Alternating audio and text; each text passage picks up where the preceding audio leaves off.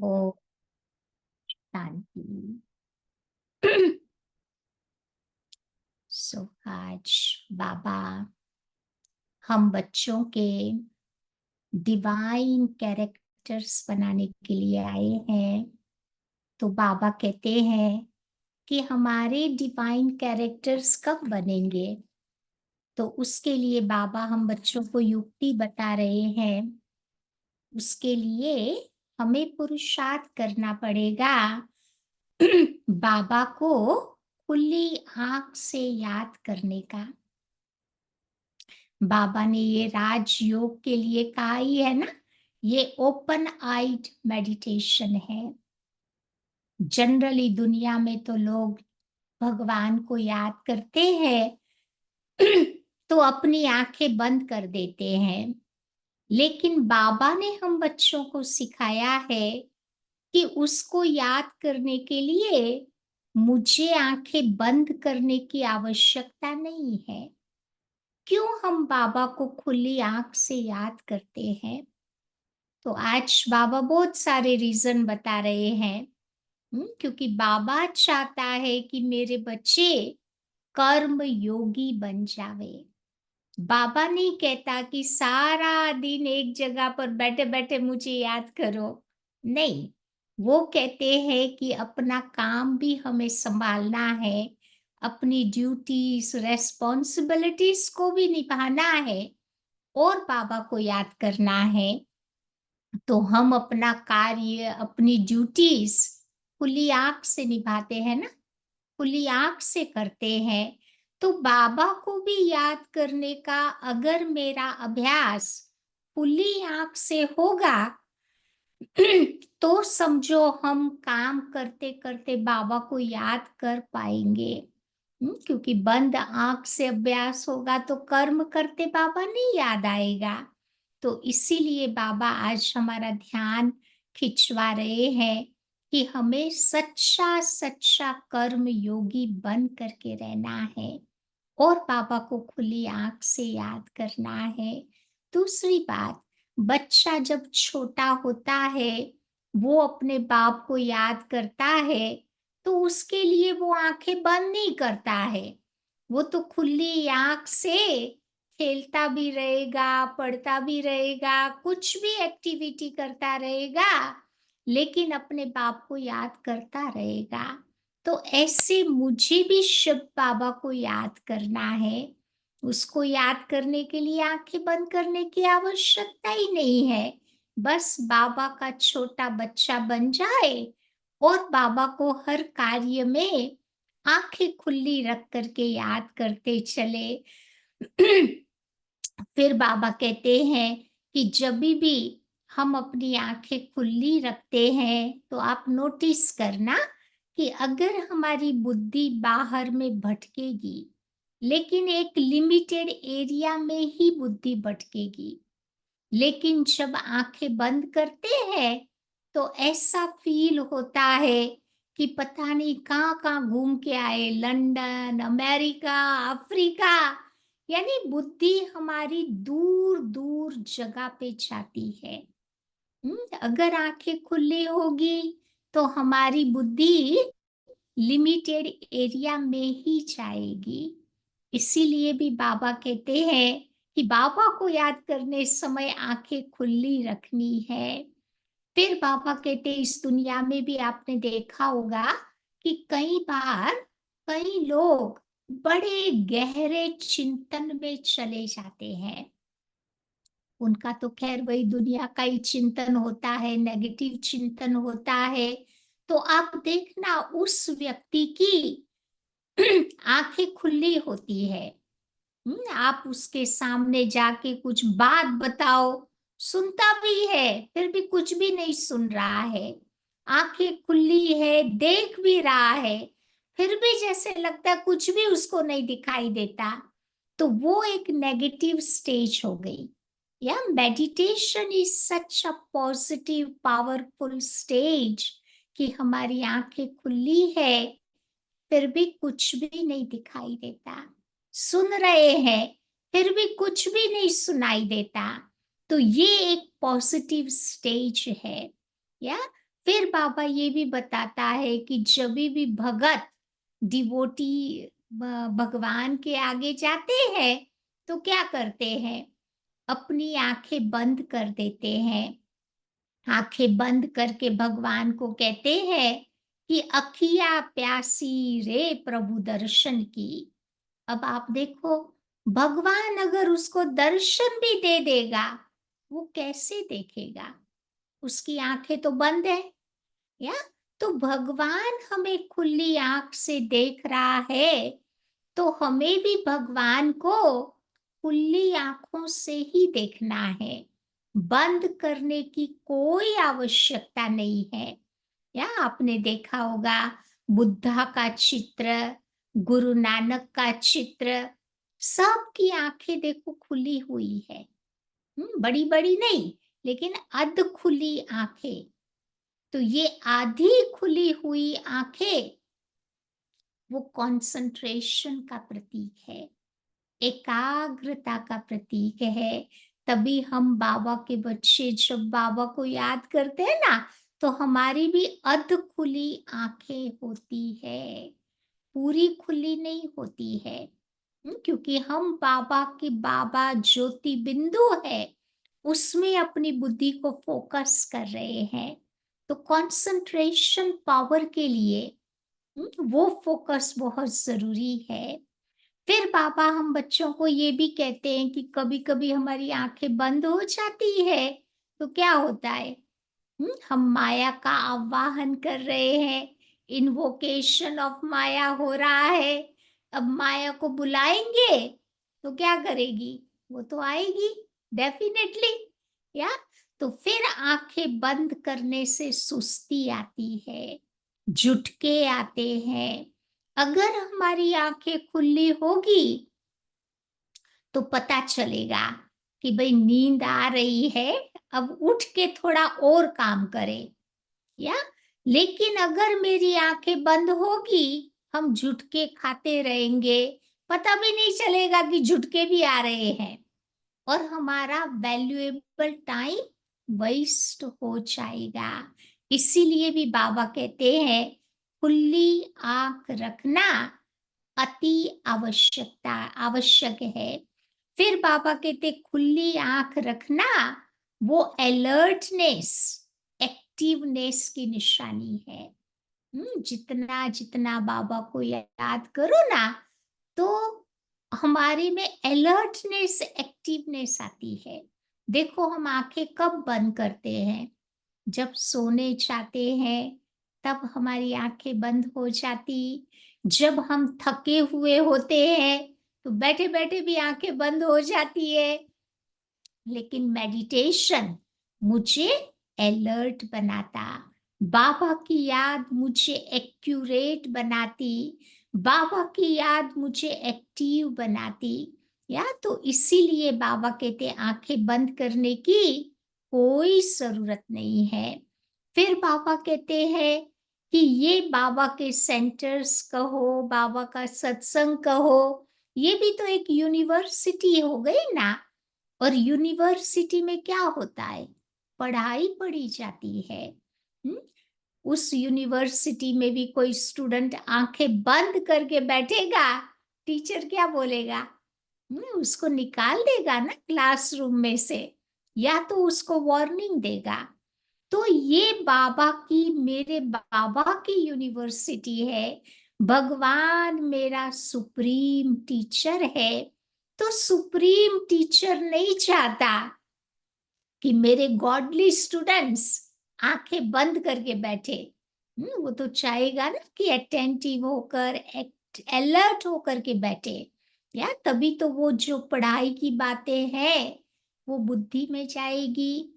फिर बाबा कहते हैं कि ये बाबा की जो स्टडी है वो सोर्स ऑफ इनकम है, कमाई का साधन है।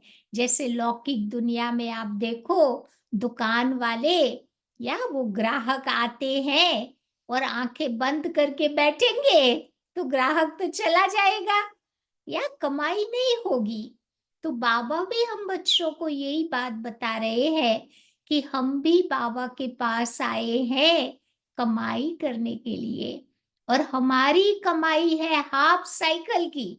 मैं तो कहती हूँ हाफ भी नहीं, पूरा साइकिल की कमाई है।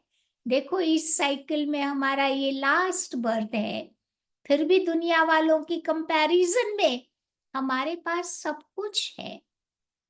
तो सोचो, जिसका लास्ट बर्थ इतना बढ़िया होगा, उसके आगे के बर्थ तो कितने अच्छे होंगे। या तो लास्ट साइकिल में यही बताता है कि हम बाबा के बच्चों ने बहुत अच्छी अविनाशी कमाई अपने जीवन में बटोरी थी, जो पूरा साइकिल वो कमाई चली।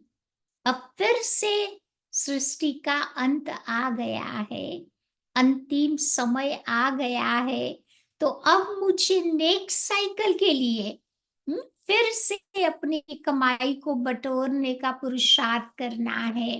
या तो जब मैं ये अपने आप को याद दिलाऊंगी ना कि मेरी अविनाशी कमाई हो रही है, तो कमाई में कोई आंखें बंद करके नहीं बैठेगा, अपने आप आंखें खुली हो जाएगी। फिर बाबा कहते अगर मेरी आंखें खुली होगी ना, तो उबासी भी मुझे नहीं आएगी।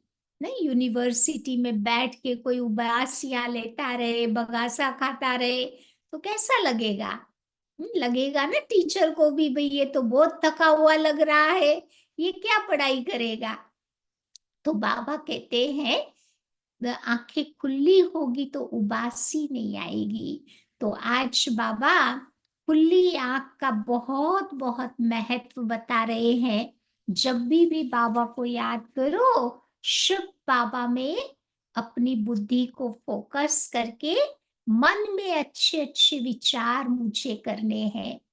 हर एक के घर में बाबा का तो चित्र रखा हुआ होगा, या तो अपनी आंखों को वहां फोकस करना है, या आपके घर में ब्रह्मा बाबा का चित्र है, ट्रांसलाइट है, तो बाबा की भ्रुगुटी में हमें अपनी आंखों को फोकस करके शिव बाबा को याद करना है। तो ये मेथड बाबा हम बच्चों को सिखा रहे हैं, क्योंकि जितने से जैसे पुराने होते जाते हैं ना, तो फिर वो आंखें बंद करके बैठते हैं क्लास में, और जैसे आंखें बंद की तो मेरी बुद्धि इधर उधर किधर किधर भागती रहेगी, बाबा में फोकस्ड नहीं रहेगी। तो आज बाबा हमारा ध्यान खिंचवा रहे हैं कि कितनी इम्पोर्टेंट बात है कि क्लास में आंखें खुली रख करके हम बाबा की बातों को सुने। चलो नींद आ जाती है, कभी थके हुए होते हैं, तो उस समय बाबा कहते मुझे कुछ उपाय करना चाहिए। उठ के खड़े हो जावे, थोड़ा घूम घाम के पानी वानी पी के बैठ जावे। अगर शरीर में सुस्ती आती है तो थोड़ा नहा के बैठ जावे, तो हमारा शरीर भी फ्रेश हो जाएगा। आत्मा को तो बाबा ऑलरेडी फ्रेश कर रहा है, चलो उससे भी काम नहीं चलता, तो क्लास के पहले थोड़ा गरम गरम चाय कॉफी पी ले, ताकि मेरा माइंड एक्टिवेट हो जावे। कई बार कई बाबा के बच्चे खटिया में सोते सोते भी सुन लेते हैं मुरली। अब खटिया में इतने नींद के वाइब्रेशंस होते हैं ना, तो कहाँ बाबा याद आएगा। अपने आप देखो आंखें बंद हो जाएगी। इसीलिए पढ़ाई के समय मुझे बहुत अलर्ट एक्यूरेट होकर के मधुबन में जैसे बैठते हैं ना, ऐसे बैठना है, तो ये ज्ञान की बातें अंदर जाएगी। नहीं तो वो गरम तवाई के माफिक छम होकर के सब उड़ जाएगी। या तो आज बाबा ये ध्यान खिंचवा रहे हैं। तो आज की बाबा की मुरली है 11 सितंबर की। तो बाबा कहते मीठे बच्चे, तुम बाबा के पास आए हो अपने कैरेक्टर्स सुधारने के लिए। तुम्हें अभी दैवी कैरेक्टर्स बनाने हैं।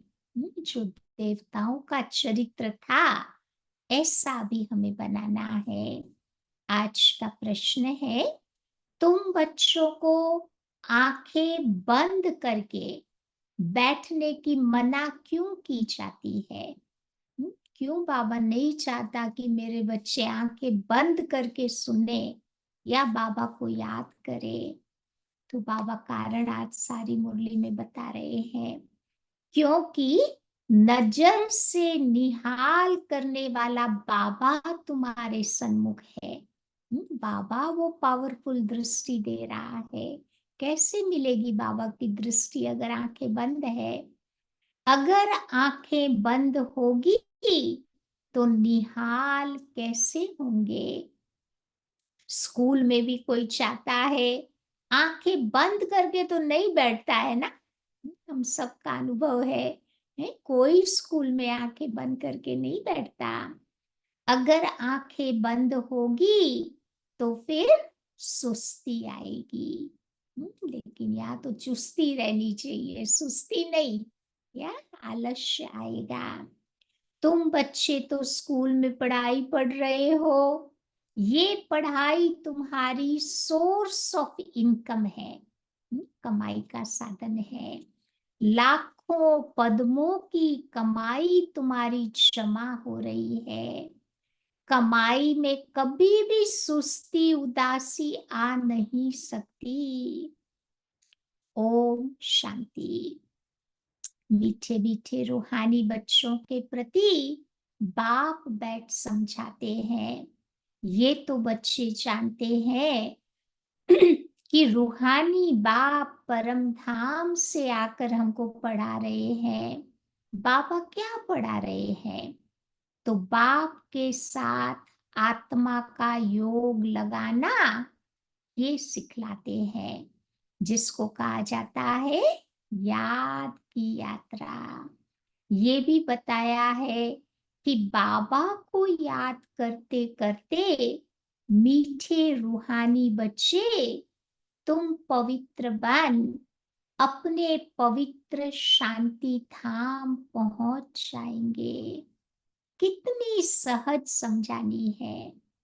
अपने को आत्मा समझो और अपने प्रीतम बेहद के बाबा को याद करो, तो तुम्हारे जन्म जन्मांतर के जो पाप है वो भस्म होते जाएंगे। इसको ही कहा जाता है योग अग्नि। ये भारत का प्राचीन राजयोग है, जो बाप ही हर 5,000 वर्ष के बाद आकर के तुम बच्चों को सिखलाते हैं। तो बेहद का बाप ही भारत में इस साधारण तन में आकर के तुम बच्चों को ये सब बातें समझाते हैं। इस याद से ही तुम्हारे जन्म जन्मांतर के पाप कट जाएंगे। क्यों कट जाएंगे? क्योंकि बाबा है पतित पावन, बाबा है सर्वशक्तिवान। उसकी याद से तुम्हारी आत्मा की बैटरी अभी जो तमो प्रधान बन गई है, जो सतो प्रधान थी, अब फिर उनको सतो प्रधान बनाना है। जितना बाबा याद रहेगा ना, तभी तो आत्मा रूपी बैटरी सतो प्रधान बन जाएगी। तुम सतो प्रधान दुनिया में जा सको, वह शांति धाम घर में भी जा सको। क्योंकि बैटरी चार्ज नहीं होगी तो कैसे जाएंगे? अपने घर नहीं जा सकते। तो बच्चों को ये बहुत अच्छी रीति ये बातें याद रखना है। बाबा बच्चों को डोज देते ही रहते हैं। सुप्रीम सर्जन है ना, रोज मेडिसिन का डोज देता ही रहता है। ये याद की यात्रा उठते बैठते चलते फिरते खाते पीते तुम कर सकते हो। समझा? ऐसा कर्म योगी बाबा बनाता। तो जितना हो सके गृहस्थ व्यवहार में रहते हुए कमल फूल समान पवित्र रहना है। बाबा को भी याद करना है और साथ साथ दैवी गुण भी तुम्हें धारण करने हैं, क्योंकि दुनिया वालों के तो है आसुरी कैरेक्टर्स, आसुरी चरित्र है ना, उनमें अवगुण है। तुम बच्चे यहाँ आए हो बाबा के पास किस लिए आए हैं? दैवी कैरेक्टर्स बनाने के लिए। इन लक्ष्मी नारायण के कैरेक्टर्स तुम देखो कितने मीठे थे। भक्ति मार्ग में उन्हों की तो महिमा गाई हुई है। अब भक्ति मार्ग कब से शुरू होता, ये किसी को भी पता नहीं है। अभी तुमने समझा है। और रावण राज्य कब से शुरू हुआ, ये अभी तुम बच्चों ने समझा है। तो तुम बच्चों को ये सारी नॉलेज अपनी बुद्धि में रखनी है। जबकि तुम जानते हो हम ज्ञान सागर रूहानी बाप के बच्चे हैं। अब रूहानी बाप हमको पढ़ाने के लिए आते हैं, ये भी तुम जानते हो। ये कोई ऑर्डिनरी बाप नहीं है। शिव बाबा कोई ऑर्डिनरी फादर नहीं है। ये है रूहानी बाप जो हमको पढ़ाने के लिए आया है। उनका निवास स्थान है, बाबा कहाँ रहता है? ब्रह्मलोक में। लौकिक बाप तो सबके यहाँ है। ये बच्चों को अच्छी रीति निश्चय में रखना है। कौन सी बात अच्छी रीति याद रखनी है? कि हम आत्माओं को पढ़ाने वाला परम पिता परमात्मा है। वही तो बेहद का बाप है ना।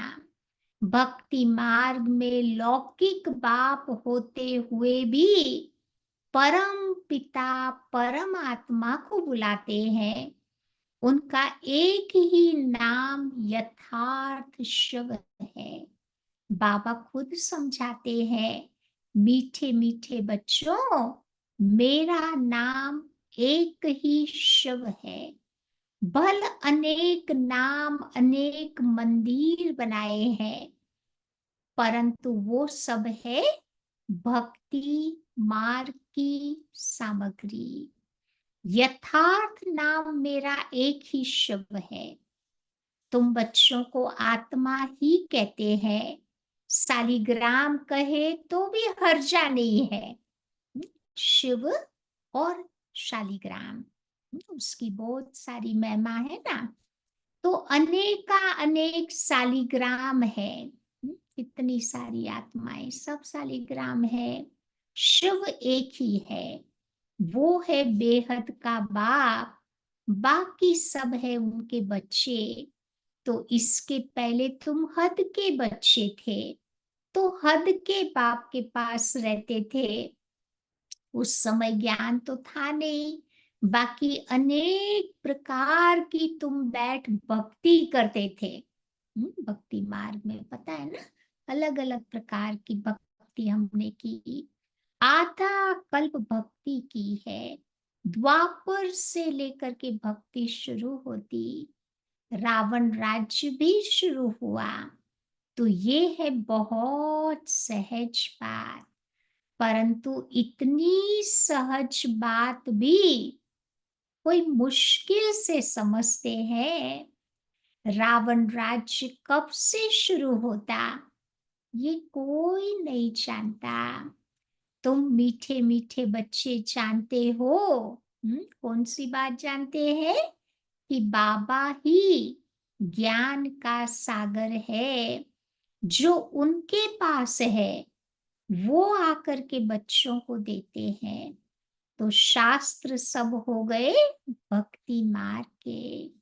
अभी तुम बच्चे समझ गए हो कि ज्ञान, भक्ति और फिर है वैराग्य। तो ये तीन है मुख्य। सन्यासी लोग भी जानते हैं ज्ञान, भक्ति और वैराग्य, वो लोग भी बोलते हैं, लेकिन इतना बाबा कहते गहरी समझ नहीं है। परंतु सन्यासियों का है अपना वैराग्य। ये बेहद का वैराग्य कोई तुम्हें सिखला न सके। दो प्रकार का वैराग्य होता, एक है हद का, दूसरा है बेहद का। वो है हठ योगी सन्यासियों का वैराग्य, और ये है बेहद का।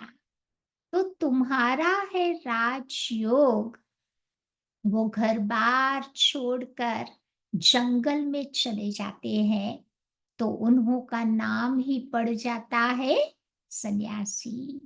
हठ योगी तो घर बार छोड़ते हैं पवित्र रहने के लिए। ये भी अच्छी बात है। बाबा कहते हैं ये भारत तो बहुत पवित्र था, इतना पवित्र खंड और कोई नहीं होता। दुनिया में आप देखो, भारत जितना पवित्र और कोई नहीं होता। भारत की तो बहुत ऊंची महिमा है, जो भारतवासी भी नहीं जानते। बाबा को भूलने के कारण सब कुछ भूल जाते हैं। नास्तिक निधन के बन जाते हैं। बाबा को भूलने से नास्तिक निधन के ऑर्फन बन जाते हैं। सतयुग में कितनी सुख शांति थी, अभी देखो कितनी दुख अशांति है।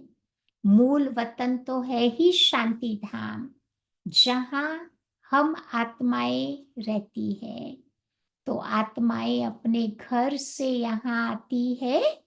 विजुलाइज करो, आत्मा अपने घर से यहाँ आती है बेहद का पार्ट बचाने के लिए। आत्मा इस लाइक का एक्टर, वो एक्टर भी स्टेज पर जाते हैं ना, जो जिसका जो पार्ट होता है वो बचाता है।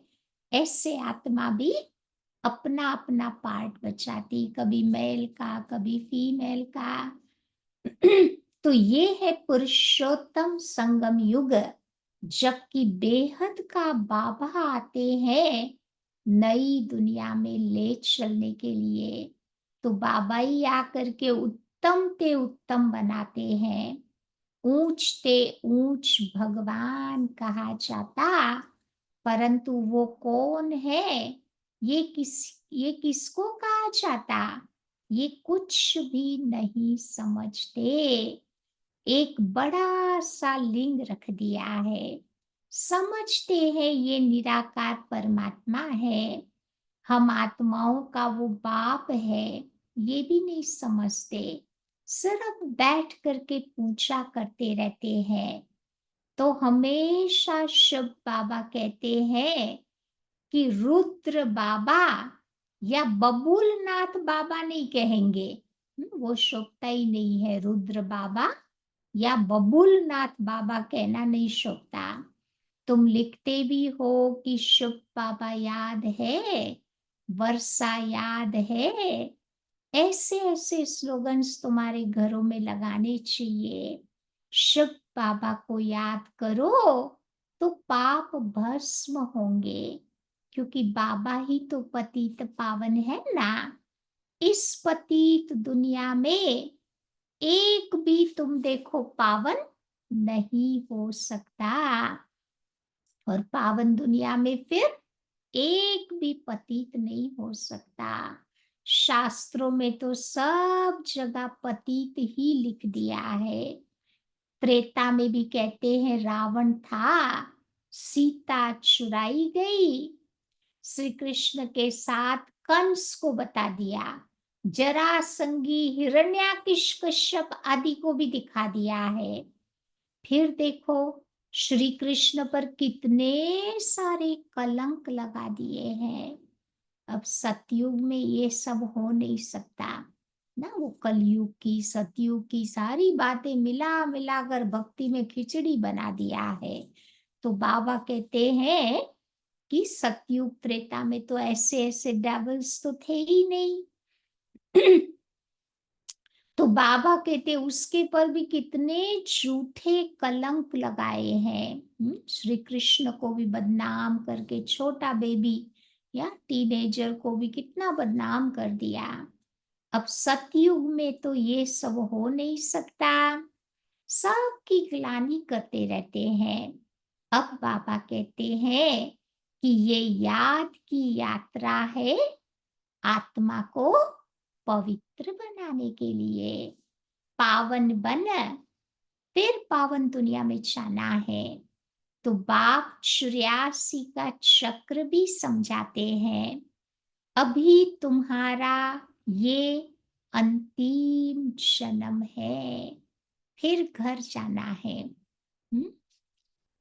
सबका 84वां जन्म नहीं कहेंगे, परंतु सबका अंतिम जन्म डेफिनेटली है।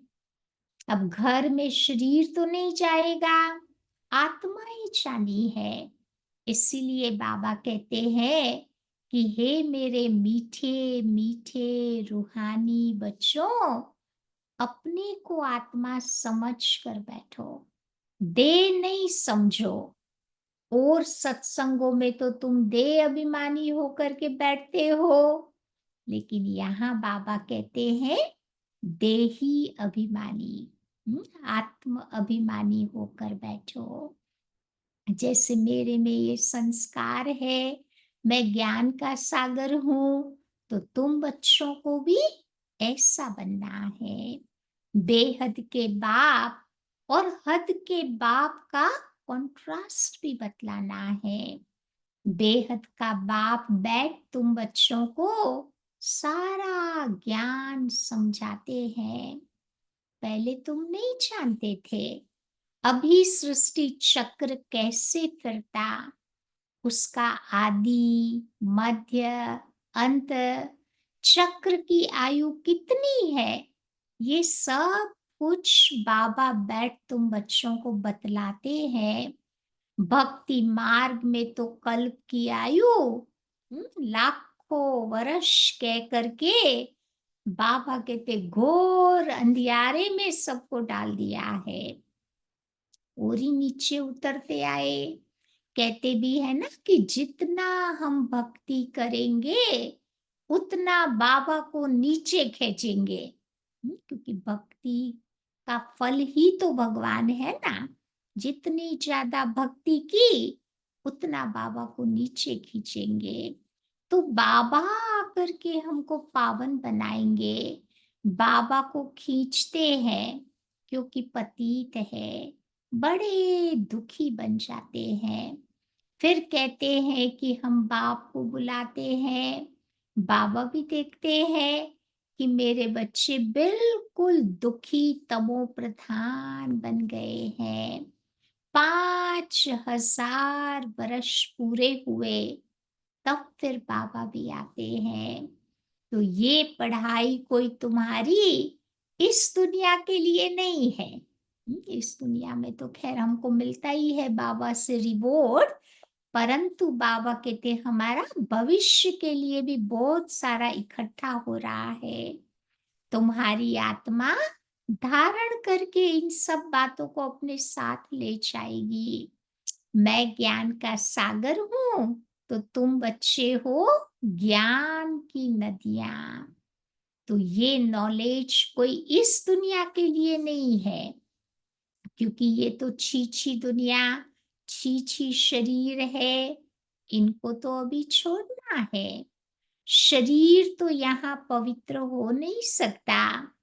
मैं तो आत्माओं का बाप हूं ना, तो आत्माओं को ही पावन बनाने के लिए आया हूँ। इन बातों को मनुष्य कुछ भी नहीं समझते, बिल्कुल पत्थर बुद्धि है, पतित है। इसीलिए गाते रहते हैं, भजन भक्ति में गाते हैं, हे पतित पावन सीताराम, रघुपति राघव राजा राम। तो आत्मा ही तो सब कुछ करती है ना। भक्ति भी आत्मा ही करती, शरीर भी आत्मा ही लेती। अब बाबा कहते हैं कि मैं आया हूं तुम सब आत्माओं को वापस ले जाने के लिए। मैं बेहद का बाप तुम आत्माओं के बुलावे पर आया हूँ। द्वापर युग से हमने बाबा को बुलाया कि हे बाबा, आप आओ। तो बाबा कहते ऐसे वैसे मैं नहीं आया हूँ, मैं आया हूँ तुम्हारे बुलावे पर। हाफ साइकिल तक तुमने मुझे बुलाया, तो फिर बाबा को आना ही पड़ा। तुमने कितना पुकारा, अभी तक बुलाते रहते हैं कि हे पतित पावन आओ। ओ गॉड फादर, आकर इस पुरानी दुनिया के दुखों से, डेविल से हमें लिबरेट करो, तो हम सब अपने घर जावे।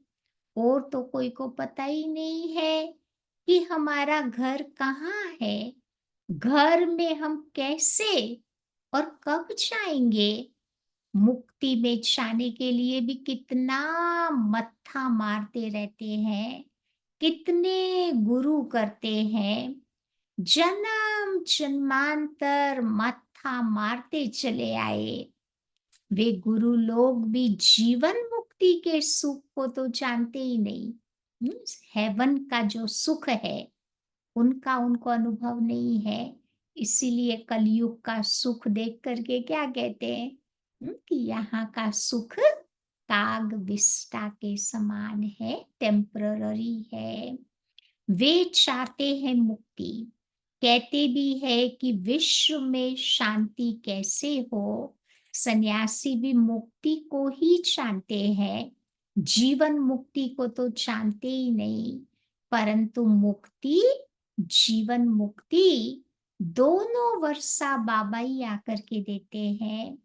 तुम जब जीवन मुक्ति में रहते हो तो बाकी सब उस समय कहाँ रहते, मुक्ति धाम में चले जाते। अभी तुम बच्चे नॉलेज ले रहे हो ये बनने के लिए। तुमने ही सबसे जास्ती सुख देखा, फिर सबसे जास्ती दुख भी तुमने ही देखा है। आदि सनातन देवी देवता धर्म वाले तुम ही तो बनते हो ना। फिर धर्म भ्रष्ट कर्म भ्रष्ट भी हो गए। द्वापर युग आते आते अपने को देवी देवता कहलाने के बजाय हिंदू कह दिया। फिर हमारा धर्म बदली हो गया, कर्म भी बदली हो गए। तुम पवित्र प्रवृत्ति मार्ग के थे। ये लक्ष्मी नारायण देखो पवित्र प्रवृत्ति मार्ग के हैं। घर बार छोड़ना ये तो सन्यासियों का धर्म है। सन्यासी भी पहले बहुत अच्छे थे, तुम भी पहले बहुत अच्छे थे। फिर धीरे धीरे तुम्हारी आत्मा तमो प्रधान बनती गई। तो बाबा कहते बच्चे ये ड्रामा का समझो एक खेल है। बाबा तुम्हें ये पढ़ाई नई दुनिया के लिए पढ़ाते हैं। बाबा कहते तुम मेरी भी तो सर्वव्यापी कह करके ग्लानि करते आए, मैं फिर तुम पर कितना उपकार करता हूँ। जितनी शुभ बाबा की ग्लानि की है उतनी ग्लानि और किसी की नहीं की है। कण कण में वो बैठा है, ठिक्कर भित्तर में बैठा है, सर्वव्यापी कह कह करके कितनी ग्लानि की। तो जब ग्लानि की भी तो हद हो जाती है ना, तब फिर मैं आकर के तुम बच्चों के पर उपकार करता हूँ। ये है पुरुषोत्तम संगम युग, कल्याणकारी युग। तो बाबा कहते हैं वो सब है भक्ति मार्ग, ये है ज्ञान मार्ग। मनुष्य कितने घोर अंधियारे में है, कुंभकर्ण की नींद में सोए पड़े हैं। नहीं, वो कुंभकर्ण को जगाने के लिए कितनी मेहनत की थी, ढोल नगारे तगारे पता नहीं क्या क्या बजाया ना, फिर भी वो नहीं उठा। उसको उठने में कितना ज्यादा समय लग गया। तो ऐसे बाबा कहते हम भी ज्ञान रूपी अमृत डालते रहते हैं लोगों के कानों में, थोड़ा जागते हैं फिर सो जाते हैं। तो बाबा कहते हैं कि स्कूल में कभी भी आंखें बंद करके नहीं बैठना होता है। वो भक्ति मार्ग में भगवान को याद करने की शिक्षा देते हैं कि आंखें बंद करके बैठो। लेकिन यहाँ पर तो बाबा कहते हैं कि बच्चे, ये स्कूल है। सुना है ना, नजर से निहाल किंधा स्वामी सतगुरु। भगवान ने दृष्टि दे करके हमारे जीवन को अनेक प्रकार के वरदानों से भर दिया। अब आंखें बंद होगी तो कैसे हम बाबा से वो वरदान ले पाएंगे। कहते हैं कि ये जादूगर है। अरे वो तो गायन है। देवताएं भी नजर से निहाल होते हैं ना। नजर से मनुष्य को देवता बना देना कितना बड़ा जादूगर हो गया। बाबा दृष्टि से, पावर से आत्माओं के जीवन को बदल देता, कितना बड़ा जादू है। बाप बैटरी चार्ज करे और बच्चे आंखें बंद करके बैठे, उसको क्या कहेंगे? बाबा चार्ज कर रहा है बैटरी। आंखें बंद होगी तो कैसे चार्ज होगी? नहीं चार्ज होगी ना, क्योंकि रिसीवर ठीक चाहिए ना, तभी तो बाबा कहते वो पावर ले सकेंगे। स्कूल में कभी भी कोई आंखें बंद करके नहीं बैठता, नहीं तो फिर सुस्ती आ जाती। तुम्हारी ये पढ़ाई सोर्स ऑफ इनकम है, कमाई का साधन है। यहाँ तो लाखों पद्मों की कमाई हो रही है। कमाई में कभी भी कोई उबासी भी नहीं लेता। बड़े बड़े लंबे लंबे उबासियां आती है ना, अगर कमाई में इनकम होती रहे तो वो चीज नहीं होगा। यहाँ तो आत्माओं को सुधारना है। ये एम ऑब्जेक्ट तुम्हारी सामने है। उन्हों की राजधानी देखनी हो तो जाओ दिलवाड़ा मंदिर में। माउंट आबू में बहुत सुंदर सा दिलवाड़ा मंदिर बना हुआ है ना। तो बाबा कहते वो दिलवाड़ा मंदिर अभी की यादगार है, संगम युग की। ये है तुम्हारा चैतन्य दिलवाड़ा मंदिर। देवताएं भी है, स्वर्ग भी है।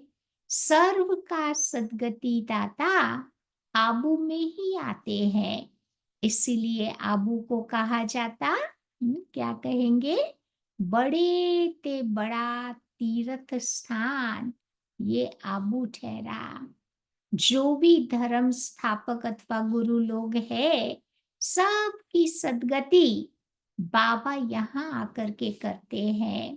तो ये सबसे बड़ा तीर्थ हो गया ना, परंतु है बड़ा गुप्त।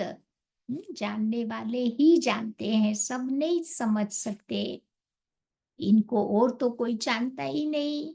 अच्छा, मीठे मीठे सिक्की लधे बच्चों प्रति मात पिता बाप दादा का याद प्यार और गुड मॉर्निंग। रूहानी बाप की रूहानी बच्चों को नमस्ते। रूहानी बच्चों की रूहानी बाप को नमस्ते। पहली पॉइंट, जो संस्कार बाप में है वही संस्कार बच्चों को धारण करने हैं। जो बाबा के संस्कार है ना, वही करने, नए कुछ नहीं करने हैं। बाप समान ज्ञान का सागर बनना है। देही अभिमानी होकर रहने का अभ्यास करना है। दूसरी बात, आत्मा रूपी बैटरी को सतो प्रधान बनाने के लिए चलते फिरते याद की यात्रा में रहना है। दैवी कैरेक्टर्स धारण करने हैं और बहुत बहुत मीठा बनना है। आज का वरदान है त्रिकालदर्शी बन। दिव्य बुद्धि के वरदान को कार्य में लगाने वाले सफलता संपन्न भव। त्रिकालदर्शी बन दिव्य बुद्धि के वरदान को कार्य में लगाने वाले सफलता संपन्न भव। बाप दादा ने हर बच्चे को दिव्य बुद्धि का वरदान दिया है। दिव्य बुद्धि द्वारा बाप को, अपने आप को और तीनों कालों को स्पष्ट जान सकते हो। सर्व शक्तियों को धारण कर सकते हो। दिव्य बुद्धि वाली आत्मा कोई भी संकल्प को कर्म व वाणी में लाने के पहले हर बोल और कर्म के तीनों काल जान करके प्रैक्टिकल में आती है। कोई भी कर्म करो ना, तो पहले सोचना होता है कि ये करने से क्या होगा, क्या नहीं होगा। उनके आगे पास्ट और फ्यूचर इतना स्पष्ट होता है जितना प्रेजेंट स्पष्ट है। ऐसे दिव्य बुद्धि वाले त्रिकालदर्शी होने के कारण सदा सफलता संपन्न बन जाते हैं। आज का स्लोगन है, संपूर्ण पवित्रता को धारण करने वाले ही परमात्मा आनंद का अनुभव कर सकते हैं। संपूर्ण पवित्रता को धारण करने वाले ही परमानंद का अनुभव कर सकते हैं। तो सुना ना, आज बाबा ने कितनी सारी बातें बताई। आज की व्यक्ति पॉइंट है, आपके छोटे छोटे भाई बहने यही कामना लेकर आप बड़ों की तरफ देख रहे हैं, पुकार रहे हैं कि हमारी मनोकामनाएं पूर्ण करो, हमारी सुख शांति की इच्छाएं पूर्ण करो। तो आप क्या करेंगे? अपनी इच्छाएं पूर्ण करेंगे व उन्हों की पूर्ण करेंगे। जब आपके दिल से यही श्रेष्ठ नारा निकले कि इच्छा मात्र अविद्या, तब सबकी इच्छाएं पूरी होगी। अगर मेरे अंदर कोई इच्छा है तो दूसरों की इच्छाओं को पूर्ण नहीं कर पाएंगे ना। तो पहले मुझे इच्छा मात्र अविद्या बनना है। समझा? तो आज क्या याद रखेंगे? जब भी बाबा को याद करते हैं, जब भी मुरली सुनते हैं, तो आंखें खुली रख करके सुनना है। तो बाबा की दृष्टि से हमें वरदान प्राप्त होंगे और जीवन हमारा श्रेष्ठ बन जाएगा। ठीक है।